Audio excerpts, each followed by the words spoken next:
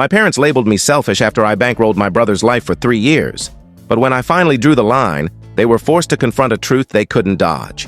There's me, a 27-year-old guy, my younger brother Ethan, 22, and my sister Lily, 25, who was already independent, working on her PhD in another city. Our parents seemed like your average folks at first. Dad's in retail, mom teaches at a local high school, typical middle-class setup. Nothing too wild. When I moved back home, they hit me with an $800 monthly rent, utilities included, which felt reasonable at the time. Way cheaper than renting my own place, right?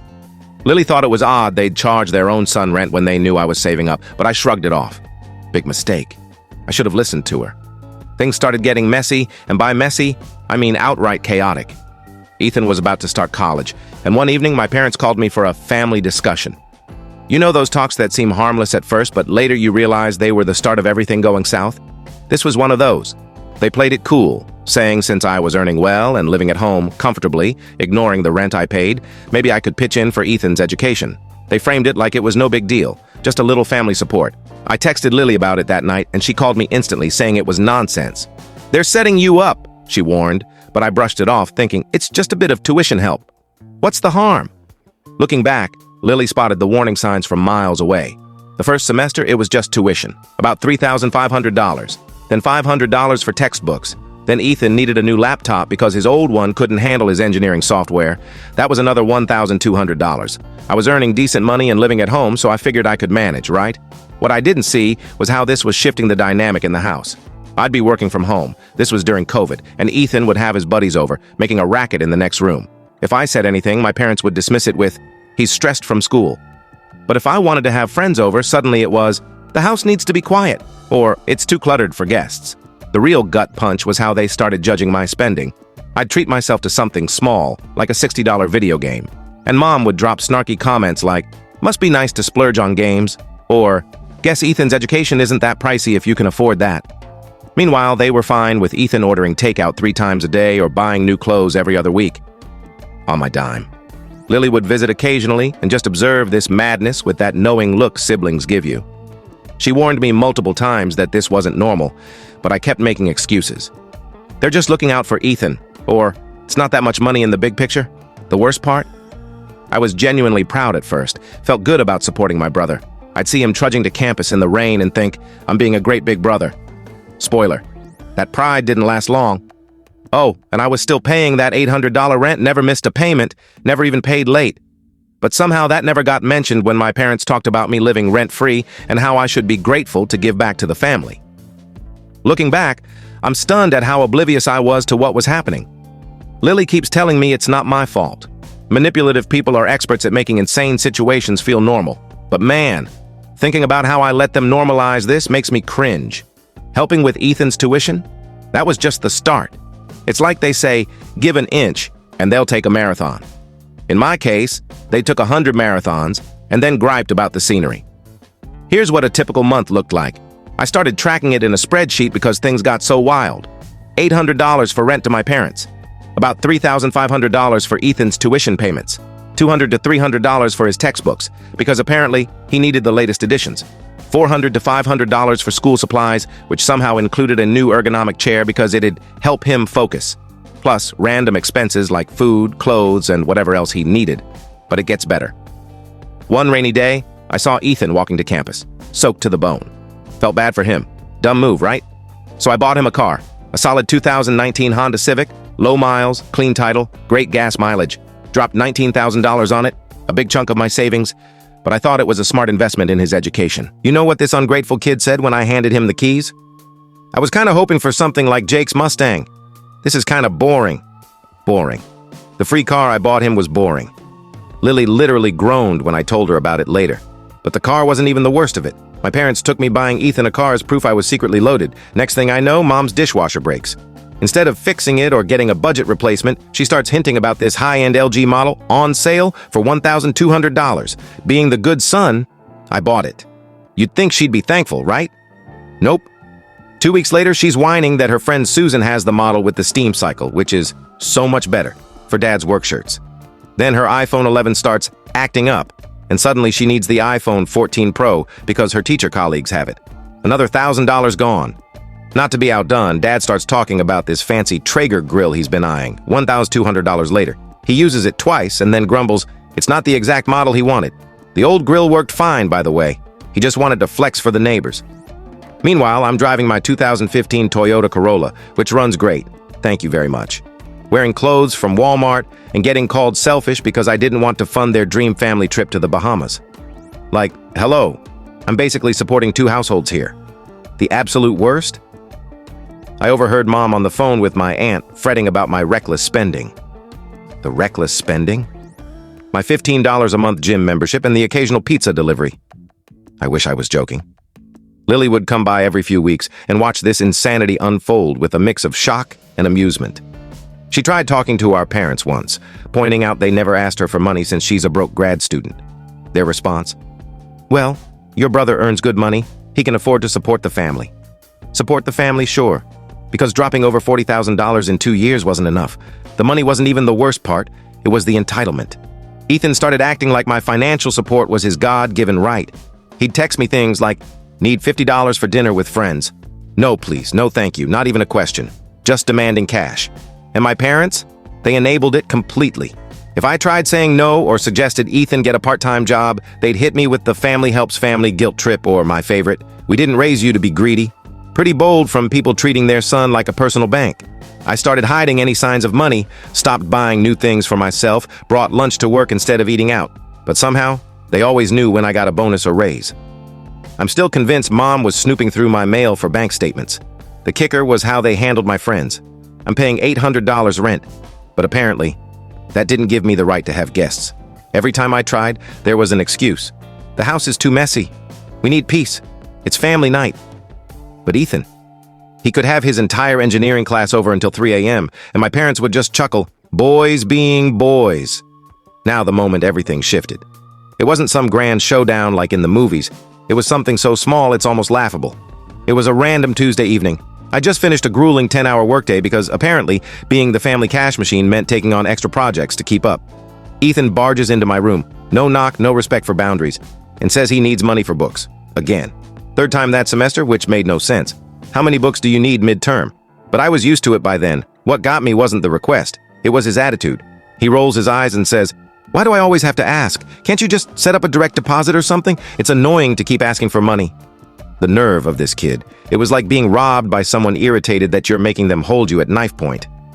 I just sat there, staring at my beat-up desk, because I couldn't waste money on new furniture while Ethan needed a study-optimized gaming setup. And something in my head snapped. That night, I couldn't sleep, kept replaying how we got here. When did I go from supportive big brother to family ATM? I opened my banking app and started tallying everything I'd spent on them over 3 years. Big mistake. By 2 a.m., I was having a full-on meltdown. Here's the breakdown, and it still makes me queasy. Ethan's tuition, roughly $21,000. That damn Civic, $19,000. Books and supplies, about $11,200. Mom's dishwasher, $1,200. Mom's iPhone, $1,000. Dad's pointless grill, $1,200. Random expenses for Ethan, around $15,000. Rent to my parents, $28,800, $800 x 36 months. And that's just what I could track. Doesn't include cash handouts or small stuff I stopped keeping receipts for. I felt so sick I actually threw up in the bathroom. Then, because I apparently love self-torture, I posted about it on Reddit. Expected a few comments calling me a fool. They wouldn't be wrong. But the response blew me away. Within an hour, my inbox was flooded. One comment hit me like a freight train. Why do you burn yourself to keep others warm? That line shattered me. I kept reading. People saying my parents were financially exploiting me, using me as their retirement plan and Ethan's college fund. They charge you rent and make you pay for everything? That's twisted. Lily called me at 3 a.m. She'd seen my Reddit post. She follows my account to check on my mental health, as she puts it. Finally, she said, I've been telling you this for 3 years. The next day at work, I couldn't stop thinking about the comments.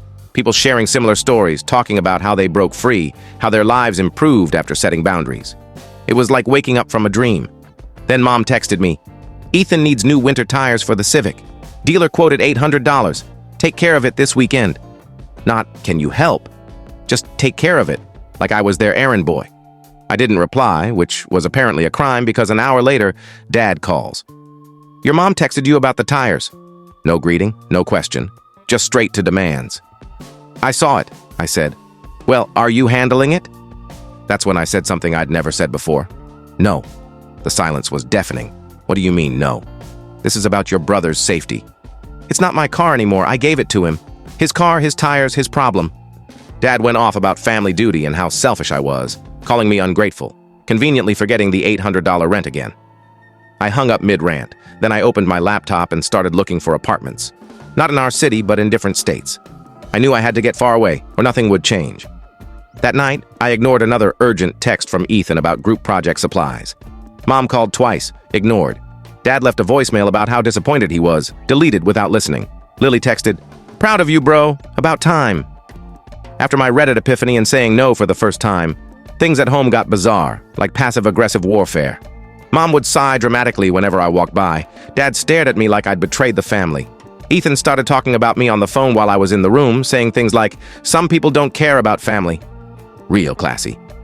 Lily drove down that weekend. She later admitted she sensed a storm brewing. Sister's intuition is wild. Saturday night, Mom made a big dinner. Her famous lasagna, garlic bread, the works. I should have known something was up. She only goes all out when she wants something.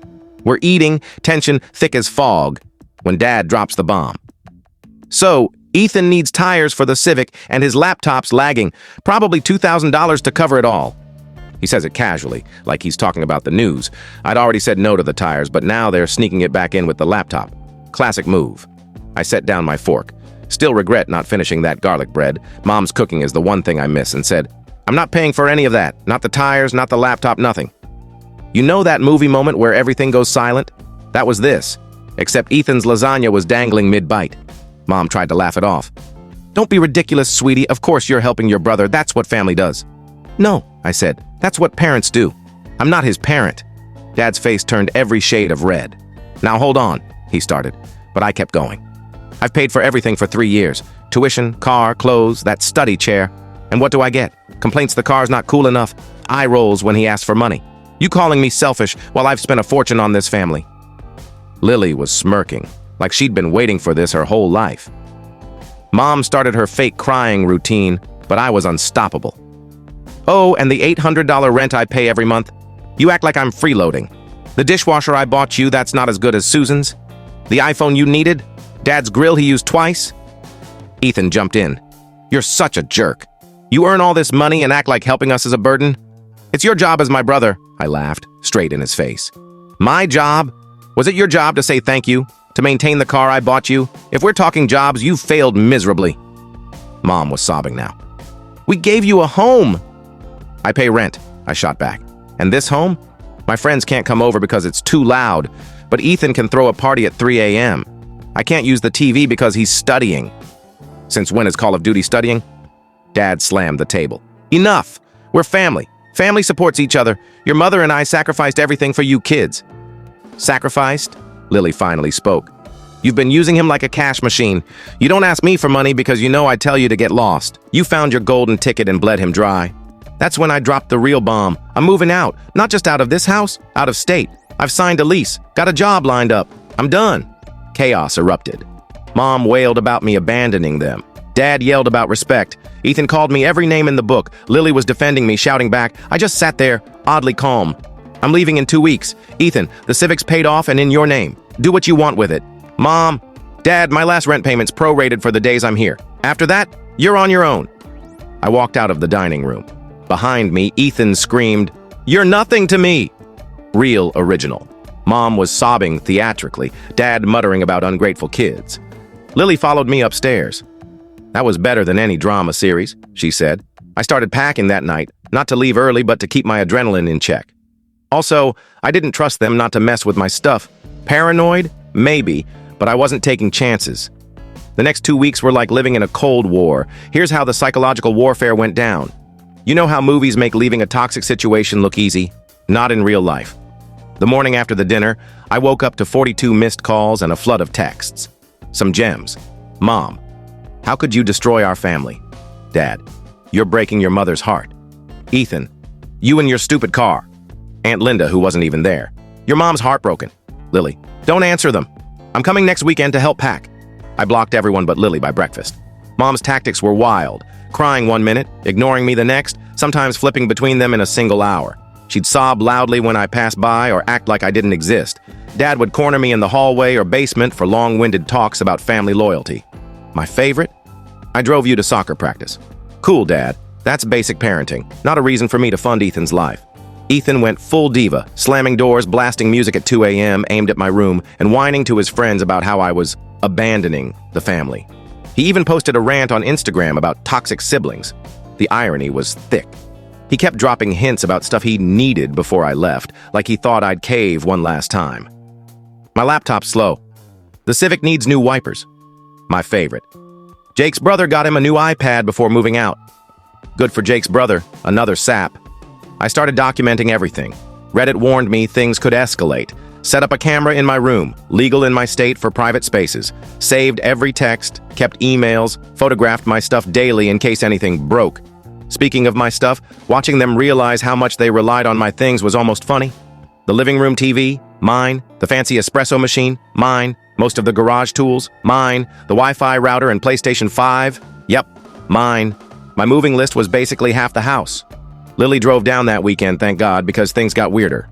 Mom suddenly wanted to help pack, but I caught her snooping through my stuff. Dad kept saying things like, some items should stay with the family. Items I paid for.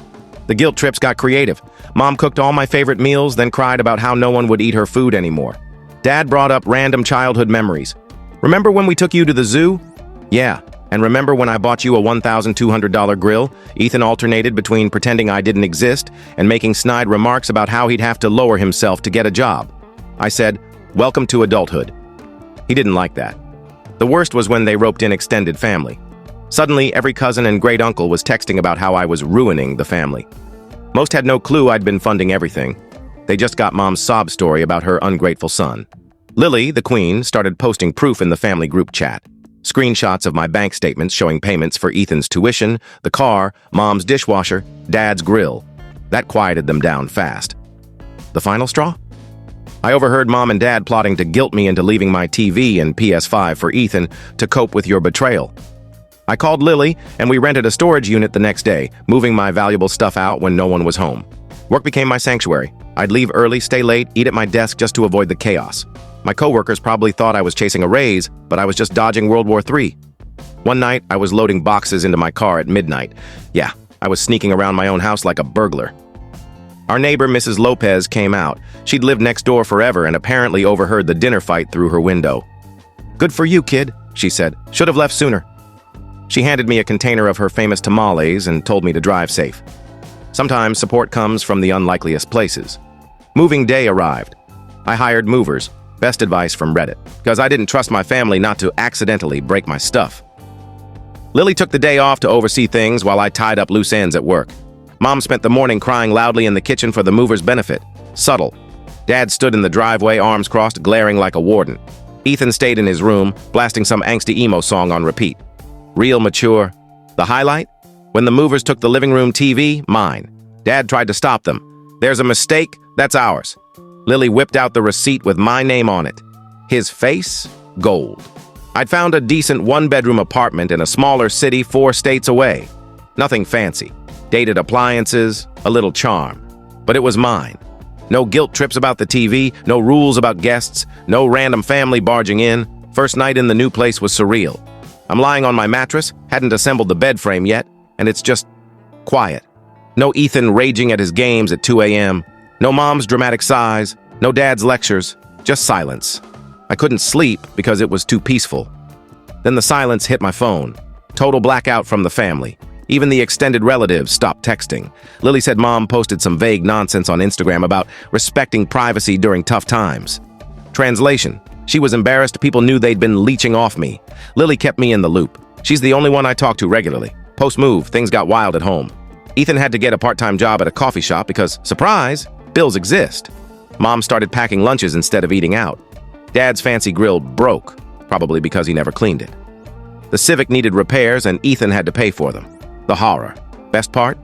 They started hinting to Lily about helping the family. She shut it down so fast it was legendary. I watched what you did to my brother. Not happening.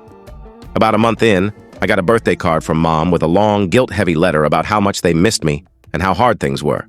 No apology, just We're struggling, and family sticks together. I stuck it on my fridge as a reminder of why I left, right next to a screenshot of my bank account showing actual savings for the first time in years. The weirdest adjustment wasn't the new city or job, it was spending money on myself without guilt. The first time I bought something for me, a nice blender, I felt anxious, like someone would barge in and call me selfish. Lily visited 2 months later, looked at my thrift store furniture and half-unpacked boxes and said, "You look happier than I've seen you in years." She was right. Wonky shower, noisy neighbor with a trumpet, and all. I was happy. I left my financially manipulative family, moved states away, and started living for me. But life loves throwing surprises when you're finally settled. 3 months in, things were going great. Solid routine, good job, apartment feeling like home, finally got that bed frame up, and I'd even started dating someone from my running club. Turns out not being broke boosts your confidence. Who knew? Then, out of nowhere, I got an email from Ethan. My gut said delete it. Lily had mentioned he was struggling to adjust to working for his stuff. Tough luck, kid. But Lily convinced me to read it, so I did. It was an actual apology. A real one. After I left, my parents started leaning on him to help the family, just like they did to me. He got it. Quotes from his email. "I'm sorry I was such a spoiled brat. They tried to make me pay the cable bill, and I nearly flipped. Can't believe you dealt with this for 3 years. The Civic's actually a great car. Sorry I was a jerk about it." He'd gotten a job at a coffee shop and started doing Uber Eats on weekends to cover his costs. Said it taught him the value of money. He was even planning to move out once he saved enough. I didn't reply right away. Took a few days, talked it over with Lily, sent him a short email saying I appreciated it and wished him well. A week later, I got a handwritten letter from my parents. Mom's writing, signed by both. They admitted they'd been taking advantage of me. Apparently Dad's hours were cut years ago, but instead of cutting back, they relied on me. They apologized for treating me like a bank instead of a son. Some lines. We didn't see how much we demanded until we had to manage ourselves. Ethan working part-time showed us how unfair we were. Your sister made us see how we pushed you away. Lily later told me she'd been ripping into them every time they hinted at her for money. My sister's a beast. The wild part? They didn't ask for money, not even a hint. Just an apology and a hope to talk someday. I sat on it, talked to my therapist. Yeah, I got one. Family implosions require professional help. After some thought, I did something maybe brilliant, maybe dumb. I sent them $5,000, not as a regular thing, just a one-time, here's help while you adjust gesture. Their response floored me. Instead of asking for more, they sent a genuine thank you note. Dad called just to say thanks. No manipulation, just appreciation. Things are different now, maybe better. We talk occasionally, not much, but it's civil. Ethan moved out, got a decent job, and actually maintains the Civic. Mom and Dad downsized their lifestyle and are managing. Lily's still my rock, killing her PhD, and yeah, I help her out sometimes. She's the only one who never used me. She insists on paying me back, sending me nerdy expense spreadsheets because she's awesome like that. Life's good. Got a promotion, dating that girl from the running club. She thinks my family saga would make a wild movie, and I bought a nice TV without guilt. This whole mess taught me something big. The toughest boundaries to set are with the people you love most. If you enjoyed this story and felt the emotions behind it, don't forget to give it a like, share it with others, and subscribe to the channel for more real-life experiences and heartfelt stories. Your support means the world, and it helps us bring more content like this to you. Thank you for watching, and I'll see you in the next video.